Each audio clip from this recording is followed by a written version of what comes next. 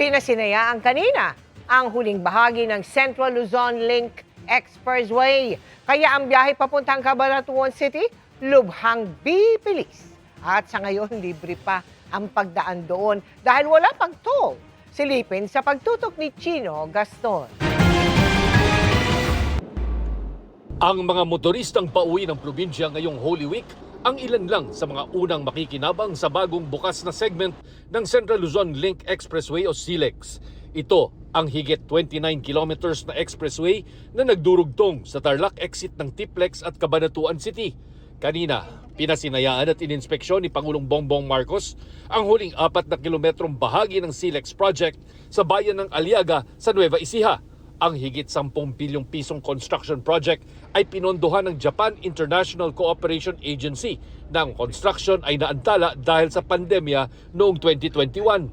Ayon sa Pangulo, mula sa dating 1.5 oras na biyahe mula Tarlac exit ng Tiplex papuntang Cabanatuan City gamit ang MacArthur Highway, ngayon 20 minuto na lang kung dadaan sa SLEX. Malaking bagay raw ito para mapababa ang transportation cost ng palay mula sa Nueva Ecija na itinuturing na rice granary ng bansa. Basta't bumilis ang biyahe, nababawasan ang bayad sa konsumo at yung produkto na dinadala ng ating mga truck ay hindi tataas ang presyo. Kaya yan ang malaking epekto dito. At habang naghahanap pa ng kontraktor na mag-o-operate ng SLEX, libre daw muna ang gamit nito ayon sa Pangulo. Siguro hanggang Desyembre ay toll-free ito.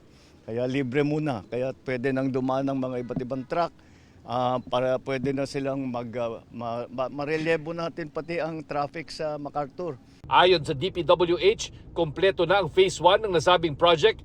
Pinag-aaralan naman ang Phase 2 na layong abutin ang mga bayan sa eastern seaboard ng Luzon. Ang vision nito is magkaroon tayo ng west to east connection. Ibig sabihin, from Zambales, from Subic, all the way to the eastern part of Luzon. No? First west to east connection ito. Chino Gaston, nakatutok, 24 oras.